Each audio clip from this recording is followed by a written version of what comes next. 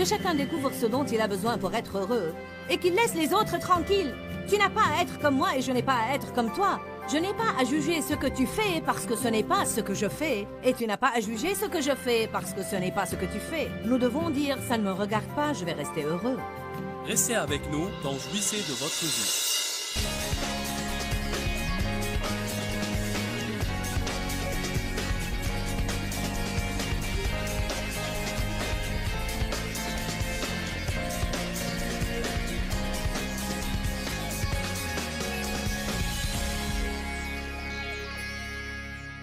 Il faut obéir à Dieu plutôt qu'aux hommes.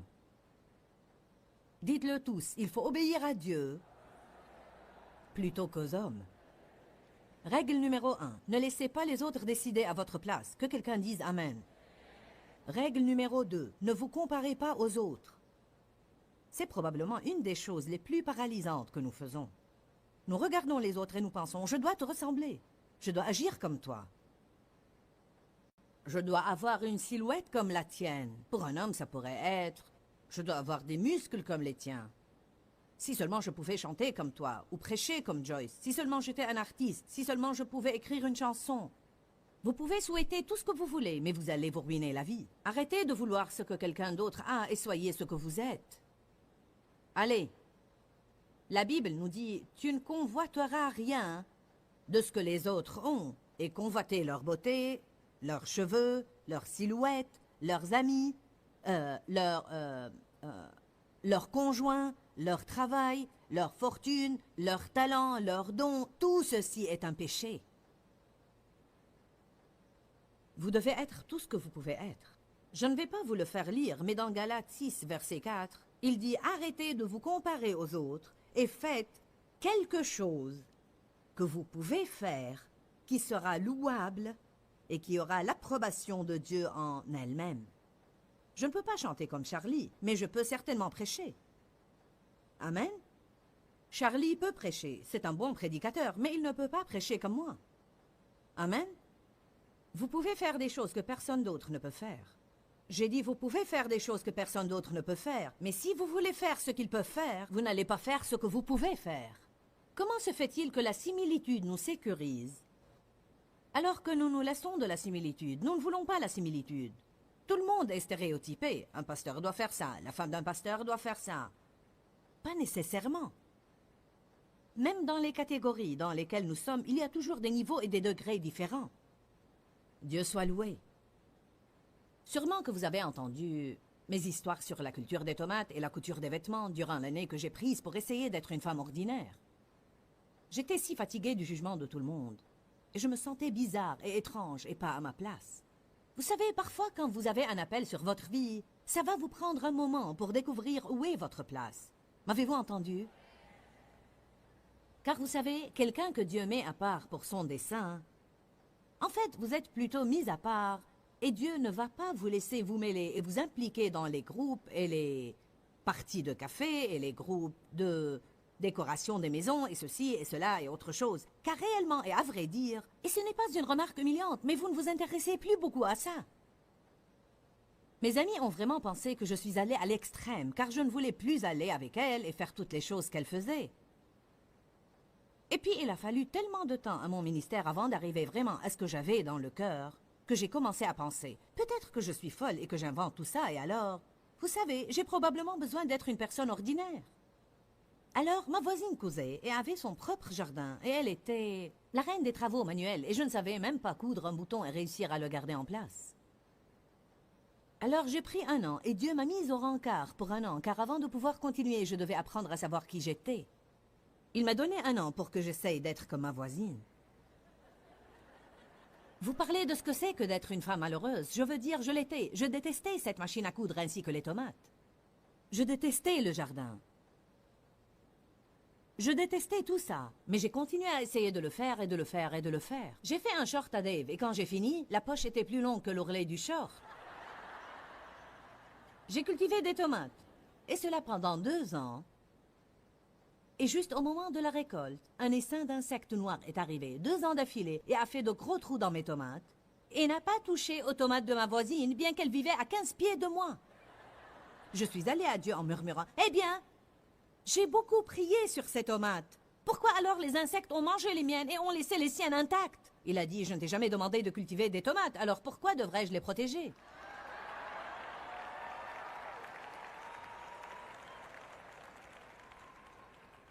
Pour vous, ça peut ne pas être les tomates, mais vous pouvez établir le rapport.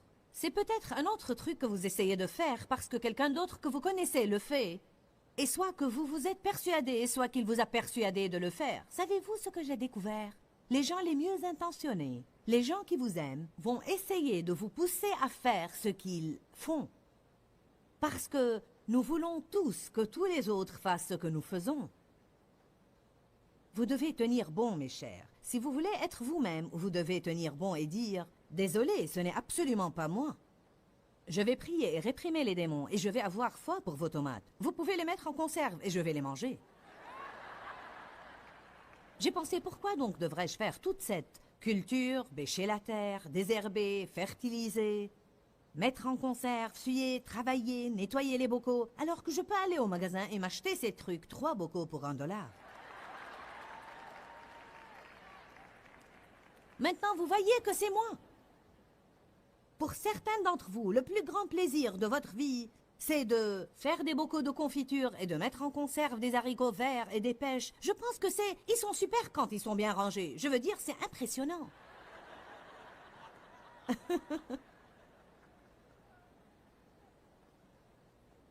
Faites votre travail et je ferai mon travail et tout le monde sera heureux.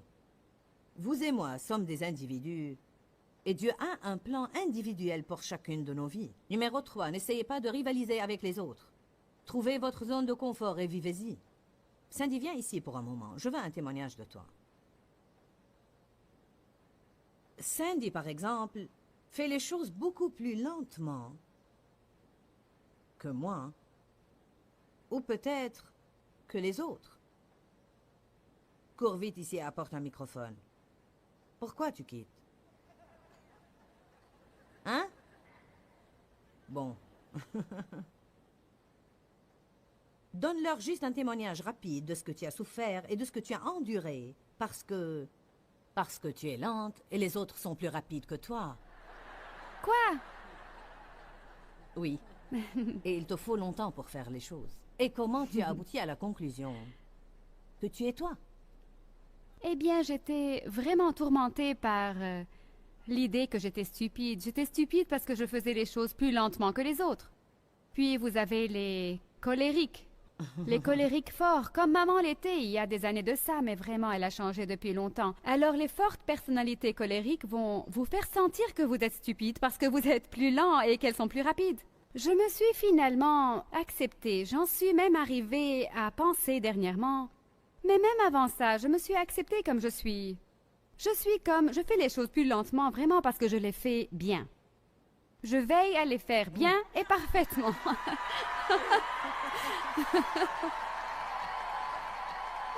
Excuse-moi? N'est-il pas temps de t'augmenter? Alors je prends... À cause de ma personnalité mélancolique, je veux dire, je suis sûre que je prends beaucoup de temps à faire certaines choses. Mais c'est juste qui je suis et les personnes qui veulent être amies avec moi doivent simplement l'accepter.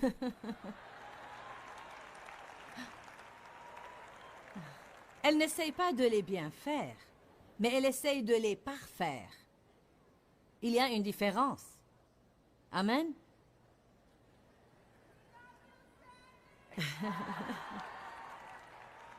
Combien d'entre vous ont une petite chose comme ça dans leur personnalité qu'ils croient être un peu différente de tous les autres et qui les tracasse? Allez-vous prendre la décision aujourd'hui de vous accepter comme vous êtes? Que chacun d'entre vous se donne une étreinte. Ou maintenant dites « j'aime ma personne ». Tous ceux qui nous regardent à la télé, allez, donnez-vous une bonne étreinte maintenant et dites « j'aime ma personne ». Allez, tapotez-vous un petit peu. « J'aime ma personne ». Oh, dites, j'accepte ma personne. Je n'ai pas à être comme quelqu'un d'autre. Je suis libre d'être moi. Bon. C'est une des meilleures choses que vous pouvez entendre.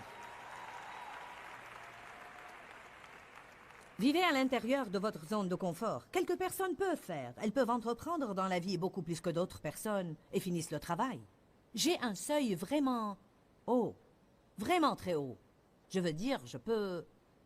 les gens me disent, mais comment peux-tu écrire tous ces livres et faire tous ces voyages et diriger toutes ces personnes et tu as tous ces enfants? Je veux dire, comment le fais-tu? Je ne sais pas.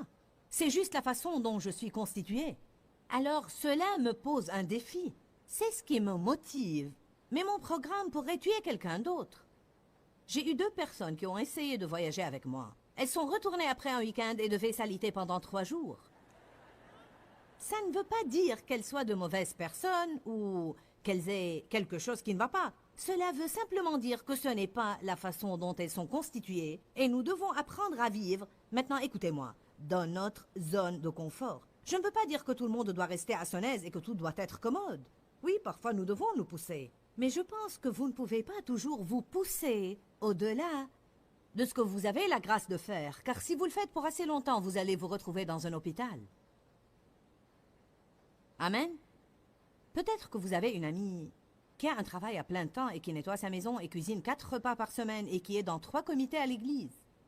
Peut-être que pour avoir un travail à plein temps, vous auriez besoin d'une gouvernante. Et vous ne pouvez être dans aucun comité. Vous ne pouvez rien cuisiner, vous devez manger dans les restaurants tous les soirs. Tout ce que je peux dire, c'est faites ce qui marche pour vous. Amen. Bon sang, ce message vous plaît à tous aujourd'hui, n'est-ce pas? Ma fille a juste eu son 4e bébé, et lorsqu'elle avait 10-12 ans, tout ce qu'elle voulait, c'était se marier et avoir des bébés. Eh bien, elle a eu ce qu'elle désirait. Elle est mariée et elle a des bébés et davantage de bébés. Et alors maintenant qu'elle a eu ce dernier bébé, elle a un peu de mal pour être à la hauteur. Et j'ai dit, cherchons une femme de ménage. Elle a dit, je dois être capable de faire ça. J'ai dit, tu dois en être capable, mais tu ne l'es pas. Alors j'ai dit, eh bien, cherchons quelqu'un pour t'aider 2 nuits par semaine ou pour venir un jour le week-end et faire quelque chose avec les enfants afin que toi et Doug puissiez avoir du temps à vous. Vous savez, au début, il lui était difficile de faire ça parce qu'elle sentait qu'elle n'était pas une bonne maman si elle ne pouvait pas faire tout ça toute seule. Je vous le dis très franchement, nous devons nous situer à notre place. Nous devons trouver notre zone de confort. Elle m'a dit, tu as élevé 4 enfants. Tu as fait ceci et tu as fait cela. Tu prenais le temps de coiffer tes cheveux chaque jour. Tu t'habillais et tu nettoyais la maison et tu cuisinais 2 repas chaque jour. Elle a dit, qu'est-ce qui m'arrive? Rien ne t'arrive, tu es constituée différemment. Elle n'est pas colérique, elle est plutôt résignée et flegmatique. En plus de ça, elle a un bébé de quelques mois et elle allait ce bébé encore. Et rien que ça prend beaucoup de temps. Alors j'ai dit, hey, tu sais ce que mon but est? Que tout le monde soit heureux. Qui pense que c'est bien? Que chacun découvre ce dont il a besoin pour être heureux et qu'il laisse les autres tranquilles. Tu n'as pas à être comme moi et je n'ai pas à être comme toi. Je n'ai pas à juger ce que tu fais parce que ce n'est pas ce que je fais. Et tu n'as pas à juger ce que je fais parce que ce n'est pas ce que tu fais. Nous devons dire, ça ne me regarde pas, je vais rester heureux.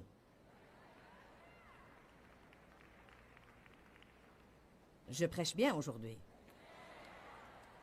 Une autre chose qui va vous déconcerter avec les gens, c'est de vous attendre à ce que tout le monde vous comprenne. Allez à Actes chapitre 7. Je n'ai pas encore donné mon message sur la vie.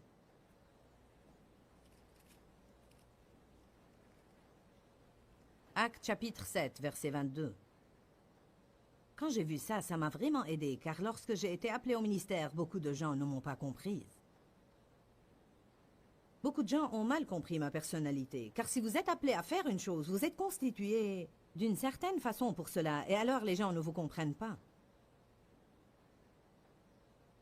Qui ici aujourd'hui a jamais souffert d'être mal compris? N'est-ce pas stupéfiant? Je réfléchissais ces derniers temps, vraiment je pense à ça bien souvent. En tant que personne, nous avons un besoin profond d'être compris.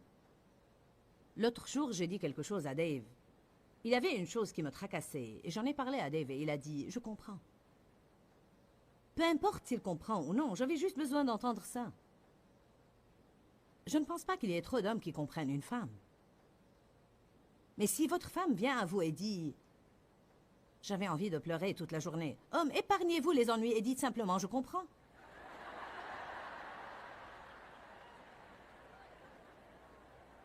Ou bien si elle vous dit « J'ai envie de m'acheter une nouvelle robe », dites « Oui, je comprends ».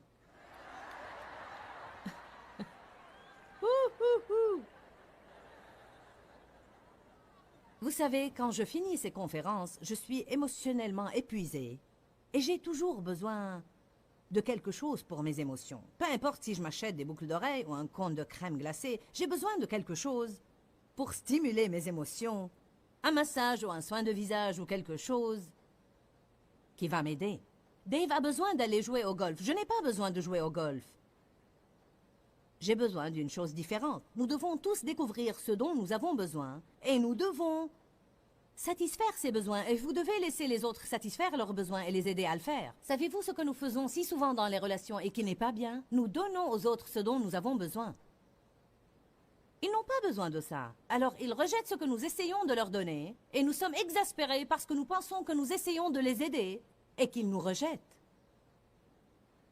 Qui comprend cela?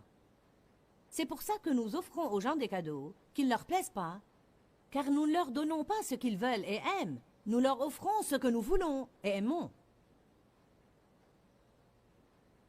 Je reçois des choses qui sont d'une couleur que je ne mettrai jamais. Je ne pourrai jamais les mettre. Peut-être, disons par exemple, j'aurai l'air d'un mort vivant si je porte le vert olive. Certaines personnes aiment cette couleur et elle leur va à merveille. Vous savez, dans le truc des couleurs, si vous avez les cheveux roux, quoi que vous mettiez, ça vous ira bien. Mais j'aurais vraiment l'air d'un mort vivant si je mettais ça. Pourtant, quelqu'un m'offrira une jaquette vert olive ou un chemisier vert olive. Pourquoi? Parce qu'il est allé faire ses courses et il a aimé ça. Si vous voulez acheter une chose pour quelqu'un, regardez-le.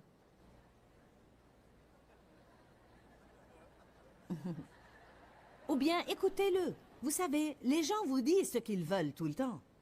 Mais nous ne leur donnons pas ce qu'ils veulent, car ce n'est pas une chose que nous aurions voulu. Acte 7, 22. Prenez l'habitude de dire aux gens « Je comprends. Je comprends. »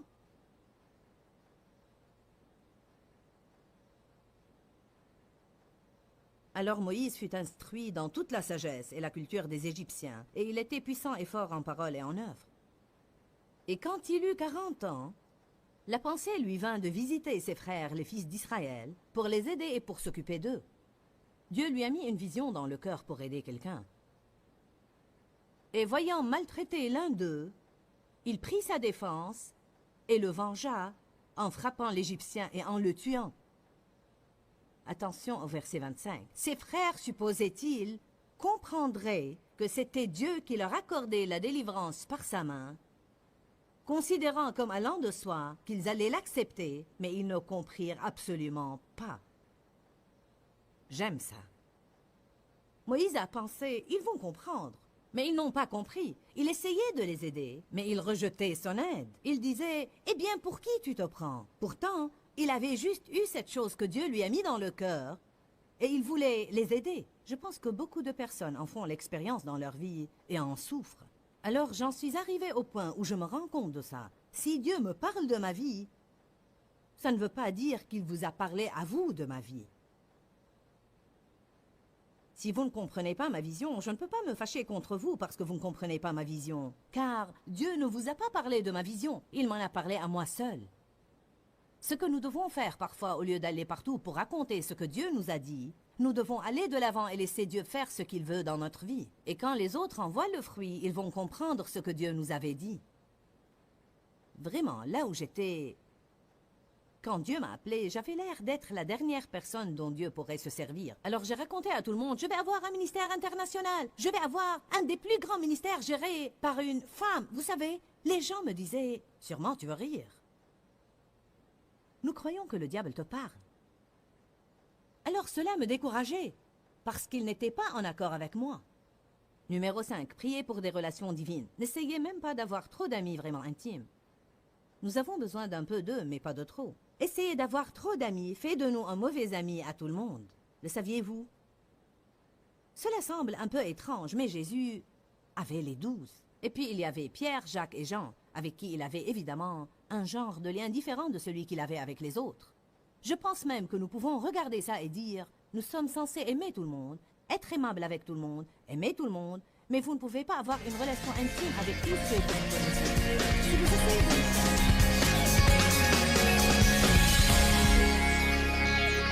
nous avons parlé de comment traiter avec les gens et avec la vie. Et nous devons vraiment apprendre à traiter avec les deux parce que les gens sont partout et la vie se produit. Nous avons enseigné sur 10 façons ou attitudes que nous pouvons adopter en traitant avec les gens et qui vont vraiment nous aider à jouir de notre vie et ne pas être bouleversés par chaque chose bouleversante qui arrive. M'avez-vous entendu? Vous pouvez avoir des choses bouleversantes qui arrivent. Vous pouvez même avoir des personnes bouleversantes dans votre vie et pourtant ne pas être bouleversés. Nous nous demandons si souvent, pourquoi cette personne est-elle dans ma vie? Et parfois ces personnes qui sont difficiles à vivre et difficiles à s'entendre avec sont précisément les outils dont Dieu se sert pour nous changer et développer un caractère pieux dans notre vie. Parfois vous sentez comme si une personne est un papier de verre pour vous, mais rappelez-vous simplement qu'elle est en train de vous polir et de vous amener à un point où Dieu peut se servir de vous et faire pour vous ce qu'il avait l'intention de faire pour vous depuis. Pourquoi Seigneur, pourquoi? Dans ce livret, Joyce Meyer nous enseigne à travers la parole comment être délivré de la confusion. Pour obtenir ce livret gratuitement, écrivez-nous à Joyce Meyer, boîte postale 40095-6300 Larnaca, Chypre. Ou bien visitez notre site web www.joycemeyer.org/fr.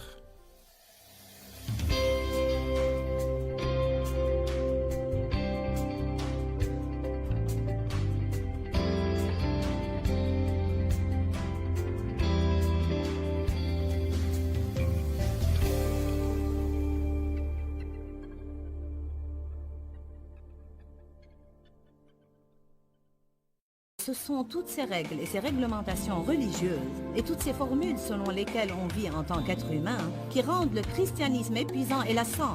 Si l'on suit ce que l'Esprit de Dieu nous guide de faire, alors devinez quoi? L'Esprit de Dieu nous donnera la force de faire tout ce qui nous conduira à faire. Bienvenue à La Vie dans la Parole avec Joyce Meyer. La Vie dans la Parole est un ministère d'entraide basé sur un enseignement solide et pratique pour une application de la parole de Dieu. Votre réponse est dans la parole de Dieu. Et laissez-moi vous dire, le Seigneur est capable de vous guérir là où vous souffrez.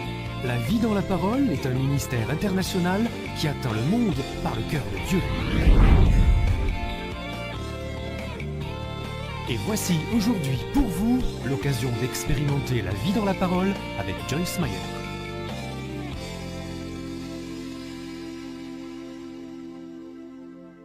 Dites tous avec moi. Qu'est-ce qui est le plus important pour moi? Quelle est ma première priorité? Colossiens 1, 17, 18 nous dit ce que ça devrait être. Je voudrais lire ces versets à chaque session, parce que c'est par la répétition que ces vérités sont intériorisées. Je veux que cette parole devienne importante pour vous. Éternel, nous te remercions pour la parole.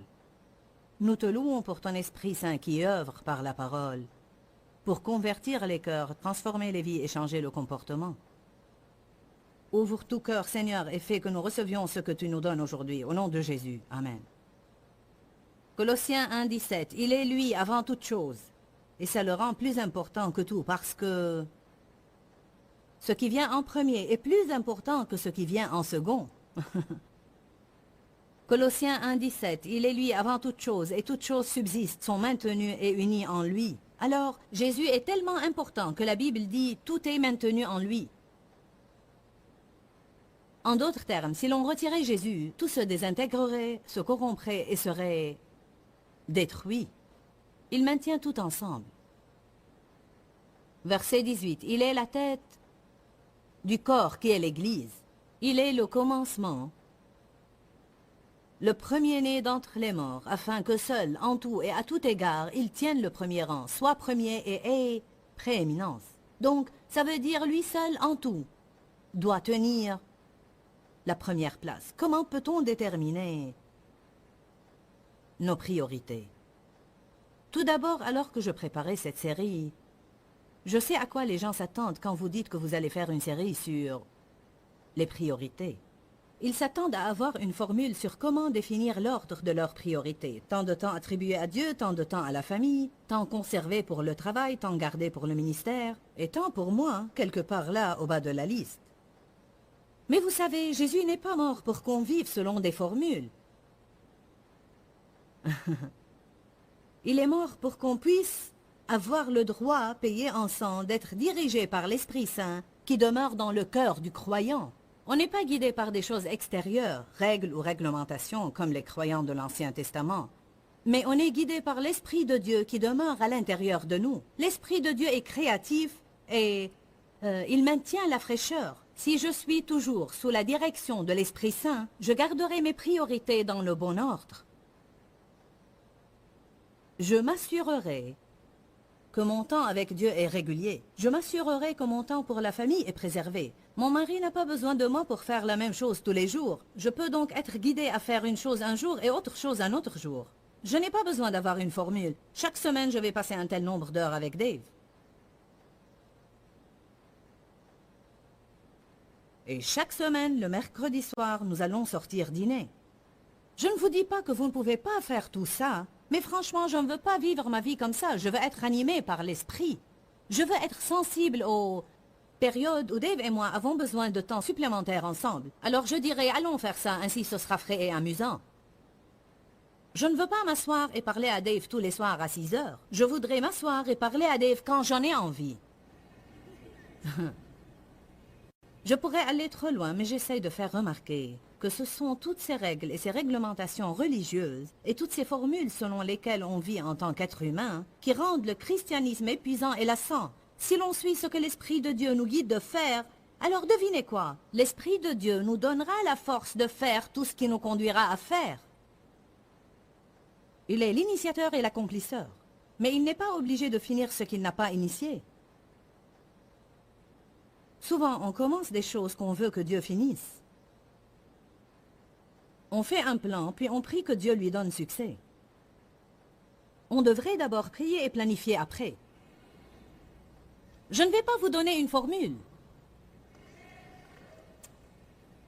Je ne vais pas vous donner une formule. Mais je vais vous apprendre comment suivre la direction de l'Esprit Saint et je vais vous apprendre à rendre prioritaire ce qui est pour Dieu une priorité. Si ma priorité est identique à la priorité de Dieu, alors je disposerai, je le pense bien, d'une vie formidable. Parfois, on a une trop haute opinion de nous-mêmes. On pense qu'on est un peu plus spirituel qu'on ne l'est vraiment. On pense qu'on a des choses un peu plus en ordre qu'on ne les a vraiment. Je suis grandement en faveur de regarder la vérité en face. Je crois que c'est uniquement par la vérité qu'on est affranchi. Ce n'est qu'en réalisant où je suis maintenant que je peux passer au niveau suivant, là où je voudrais être. Qui de vous veut monter plus haut? Très bien. Alors vous devez devenir honnête. Dites tous honnête. Vous devez honnêtement reconnaître où vous êtes en ce moment. Ce qui est d'habitude assez pénible. S'il y a quoi que ce soit de déplaisant, c'est d'être confronté par la vérité à notre sujet. En fait, on pense tous qu'on est super. On a tout très bien arrangé. La meilleure vie de prière qui soit, le plus grand ceci et le meilleur cela. Personne n'est en avant de nous et l'on est premier en tout. Tout d'abord, si on veut savoir vraiment où sont nos priorités, on n'a qu'à examiner ce qu'on fait de notre temps. Si vous passez 1 heure par semaine en prière et 14 heures à jouer au golf, alors le golf est votre priorité et pas Dieu. Si vous passez 30 minutes par semaine à prier et 30 à étudier la parole, mais vous passez 14 heures à regarder la télé, alors la télé est votre priorité, pas Dieu. Je comprends que vous devez passer 40 heures au travail et vous n'allez pas passer 40 heures à prier. Mais même ça, vous pouvez le faire avec Dieu. Même lorsque vous allez jouer au golf, ou vous jouez au baseball, ou quoi que soit ce que vous aimez faire, vous pouvez incorporer Dieu dans tout ce que vous faites, à tel point que vous pouvez en venir à dire « je prie sans cesse » et je ne pourrai pas vous dire combien de temps je passe avec Dieu chaque jour parce qu'il est avec moi tout le temps. Dans tout ce que je fais. À mon avis, un de nos gros problèmes, c'est que nous cloisonnons Dieu et nous séparons le séculaire du sacré. On pense que certaines choses sont du domaine religieux et donc qui concernent Dieu. Mais ces autres choses sont des choses que Dieu n'en a rien à faire et donc on doit s'en occuper nous-mêmes. C'est l'une des plus grandes erreurs que les croyants font. Dieu doit être notre priorité en tout ce qu'on fait. Quand je m'habille le matin, je ne veux rien mettre qui ne va pas glorifier Dieu ce jour-là. Je ne veux rien mettre qui ait une coupe trop basse ou qui soit trop transparente ou si courte que lorsque je m'assieds, on peut voir bien plus de moi qu'on ne l'est supposé. Je ne veux rien mettre qui soit vraiment si ample sous le bras que quand je soulève mon bras, on peut voir des choses qu'on ne doit pas voir. Être habillé d'une façon décente devrait avoir une certaine priorité. Je suis stupéfiée de voir ce que certains portent pour sortir, et encore plus stupéfiée de voir ce qu'ils portent pour venir à l'église.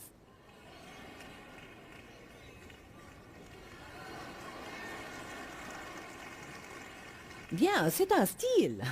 Hey!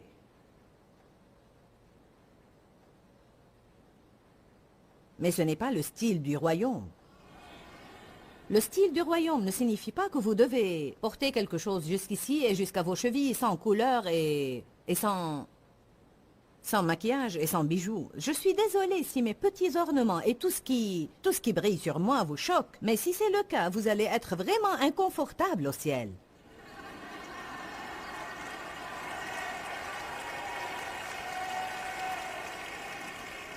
J'aime bien cet assortiment. Regardez-moi ça.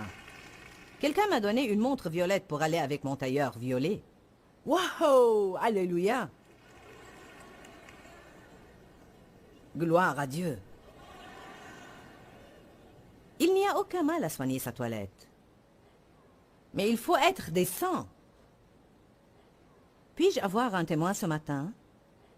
Soyez assez intelligent pour vous regarder dans le miroir le matin et voir si vous paraissez décent. Sortir de façon à représenter Dieu devrait plutôt être une priorité. Ainsi, si je fais cela, si je m'habille pour glorifier Dieu, alors vous voyez, Dieu est ma priorité en m'habillant.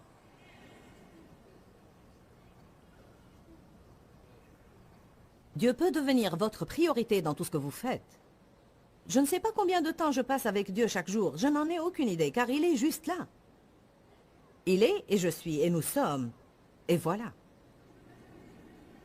Bonjour.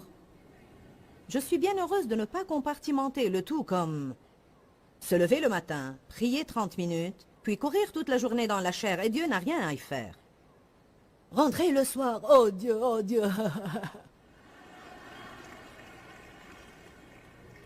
Je crois que presque tout croyant commence de cette façon. On commence par recevoir des formules et on les pratique pour quelque temps. Mais bientôt ces formules ne nous satisfont plus et franchement, on en arrive même au point où Dieu ne nous stimule plus pour les employer. Il nous oblige en réalité à délier notre bateau du quai et à nous donner à l'océan, où l'Esprit de Dieu nous prend à son gré comme les vagues, de cette façon, et puis d'une autre façon. Puis le vent ne souffle plus pour quelque temps et on reste immobile. Puis on est de nouveau emporté. J'aime bien le frisson de ne jamais savoir ce que Dieu va faire. Certains n'aiment pas ça car ils veulent prendre tout en main. Vous voulez avoir un plan et exécuter ce plan. Oui, vous vous exaspérez quand quelque chose se passe qui interrompt votre plan. Wouhou! Autant marqué au travers de votre vie hyper tendue parce que Dieu quotidiennement est en train de faire des choses que vous ne pouvez pas contrôler.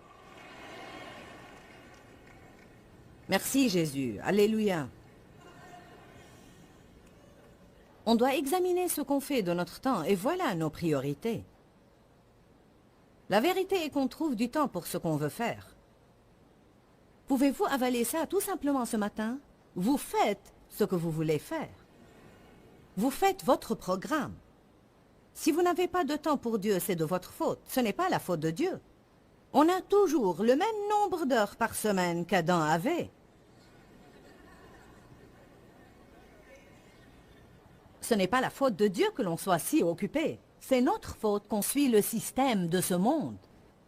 On se conforme tout le temps au monde au lieu d'être transformé par la parole de Dieu et l'Esprit de Dieu. Beaucoup de ce que tu fais, tu n'as pas besoin de faire. Beaucoup de ce que je fais, je n'ai pas besoin de faire. Je suis toujours, chaque jour en train d'essayer de faire des changements dans ma vie car je suis trop occupée. Je ne veux pas être seulement occupée, je veux porter des fruits. Ainsi, êtes-vous occupé ou portez-vous des fruits? On arbore nos occupations comme une médaille. Maman, je suis désolée car je ne t'ai pas appelé depuis 6 mois, j'étais occupée. Seigneur, je suis désolée de ne pas avoir prié, j'étais occupée. Pasteur, je suis désolée de ne pas être venu à l'église, j'étais occupée. Vous apercevez vos amis dehors. Oui, j'ai voulu vous appeler, mais j'étais si occupée. Oui, j'ai dit que je t'appellerai pour déjeuner, mais j'ai été si occupée. Je suis occupée, je suis occupée, je suis occupée, occupée, occupée. Si tu m'aimes, ne sois pas trop occupée pour moi. J'ai voulu te remercier pour ces merveilleuses prévenances que tu as pour moi, mais j'ai été si occupée. Je suis sûre que tu comprendras. Non, je ne comprends pas. Je ne comprends pas pourquoi on ne remet pas les choses qui devraient être importantes pour nous en première place et on ne cesse pas de se donner à toutes ces choses qui ne valent vraiment rien. Bonjour. Mais je suis tellement occupée. C'est devenu pour moi un sujet préféré cette dernière année. Et ça m'aide à changer. Ainsi même, si vous n'en avez pas besoin, je vais me le prêcher à moi-même, car je dois changer dans ce domaine. Alors si on est tellement occupé et si stressé qu'on devient renfrogné et grincheux tout le temps avec ceux qui nous entourent, alors on justifie notre aigreur et notre carence du fruit de l'esprit par l'excuse. Je suis très occupée. Je sais que je ne devrais pas être tellement revêche et difficile à supporter, mais je suis tellement occupée.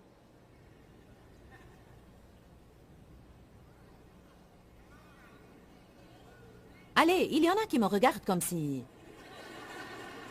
Savez-vous pourquoi? On aime beaucoup mettre le blâme sur quelque chose d'autre. On ne veut pas prendre la responsabilité pour nos vies.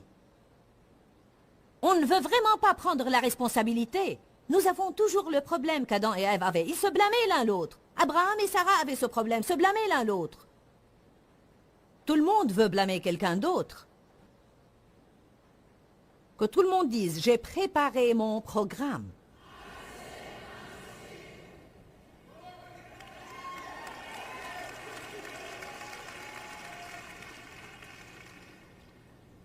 Qui sait ce que les cisailles de taille sont?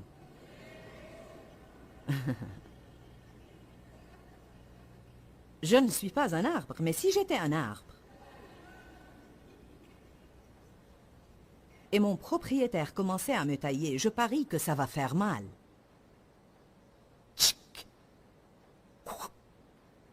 Je veux que tu m'apportes une paire de cisailles de taille et la mettre dans la boîte d'accessoires.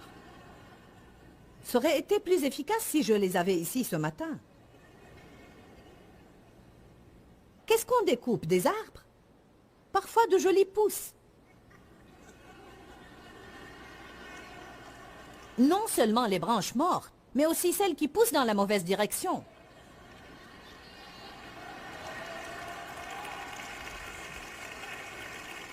On pousse bien et droit, on est sur le chemin qui mène à la vie, et soudain...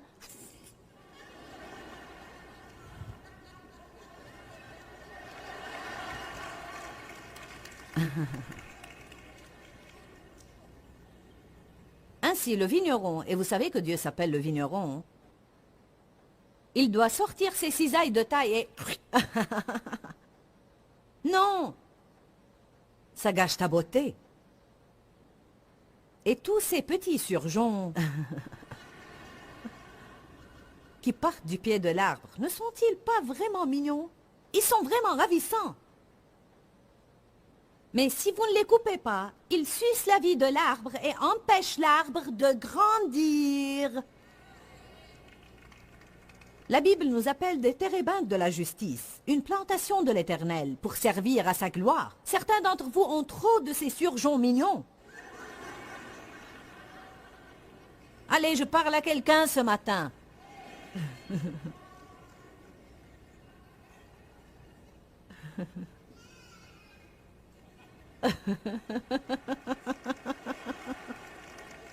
J'ai découvert quelque chose au sujet de cette histoire de taille. Car Jean chapitre 15 dit, « Si vous ne portez pas de fruits, il vous taille, parce que vous prenez de la place. » Et si vous portez du fruit, il vous émonde pour que vous portiez un fruit encore plus excellent. J'ai découvert qu'on est taillé qu'on porte du fruit ou pas. Ce sont les réalités de la vie.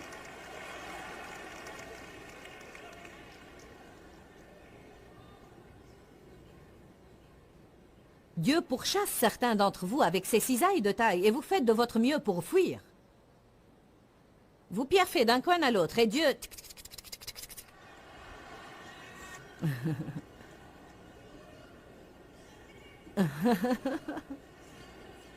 Il coupe un rejeton et vous le recollez quelque part d'autre.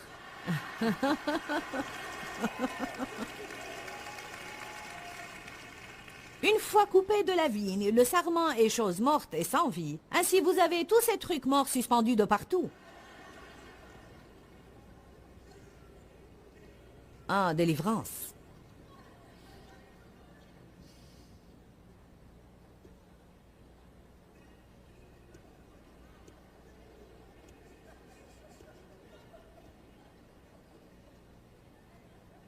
Que tout le monde dise « je dois changer ».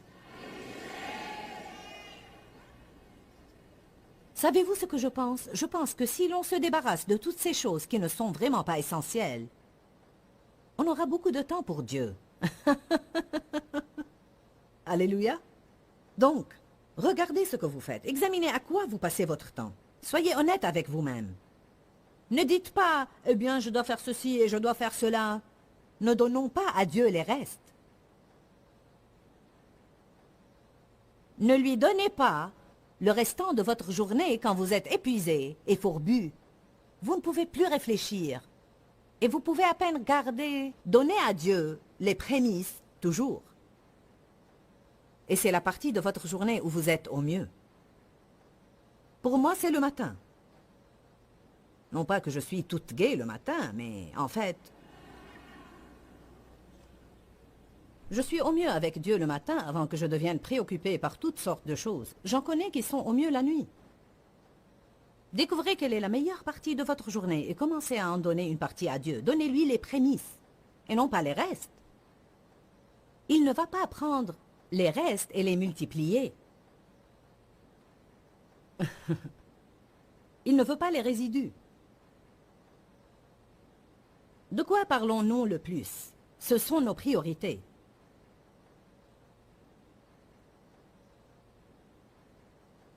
De quoi vous voyez parler? De vos problèmes?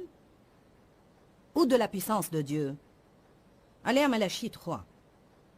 Dieu aime quand vous parlez de lui. Particulièrement quand c'est correct. Certains parlent de Dieu, mais d'une mauvaise façon.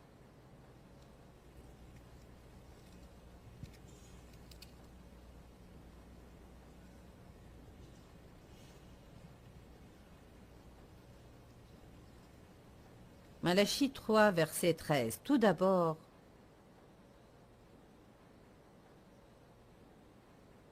vos propos sont rudes et durs contre moi, dit l'Éternel.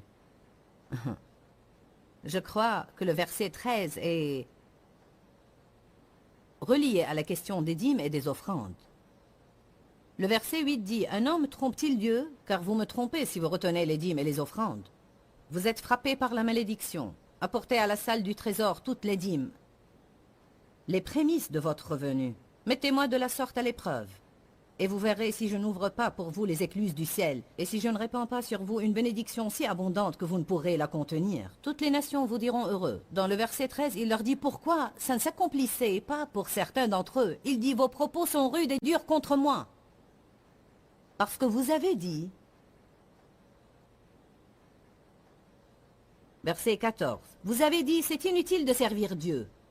Qu'avons-nous gagné à observer ces préceptes? Combien de personnes donnent et puis disent, ça ne marche pas? Combien de personnes donnent et prient et puis se plaignent? Allons donc. Donner plus prier plus se plaindre n'égale pas un miracle. La Bible dit dans Philippiens 4, 6, « Ne vous inquiétez de rien, mais en toute chose par des prières et des supplications. » Avec quoi? Des actions de grâce. Non pas des ronchons, non pas des plaintes et des confessions négatives. Ne vous inquiétez de rien, mais en toute chose. Combien de choses? Toute chose. Toute chose inclut votre chose et ma chose. Ne vous inquiétez de rien, mais en toute chose. Faites connaître vos besoins à Dieu par des prières et des supplications, avec des actions de grâce. Et la paix de Dieu, qui surpasse toute intelligence, gardera vos cœurs et vos pensées. Ce n'est pas suffisant de prier pour la nation. On doit remercier Dieu qu'il est en train d'agir. Je crois qu'on doit remercier Dieu avant de voir les résultats. Je ne pense pas que ça serve à grand-chose de prier pour votre mariage si vous n'allez pas remercier Dieu qu'il travaille. Ça ne sert à rien de prier pour votre mariage et puis sortir déjeuner avec vos amis et ne parler que du fouillis dans lequel votre mariage est.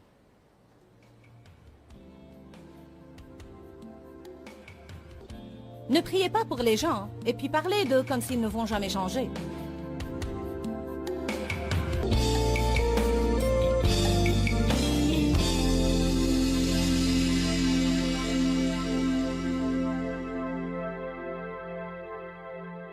Vous savez, vous pourriez profiter de quelque chose que Dieu m'a dit personnellement. Il m'a dit, Joyce, ne travaille pas plus dur, mais plus intelligemment. Personnellement, je crois qu'on peut en faire plus, et peut-être même en moins de temps. Et cela si on sait vraiment ordonner nos priorités et maintenir les choses de premier rang à la première place dans notre vie. Sur le programme de demain, nous allons avoir Kurt et Brenda Warner avec nous. Kurt est le quarterback de l'équipe de rugby Rams de St. Louis. Il est devenu très connu.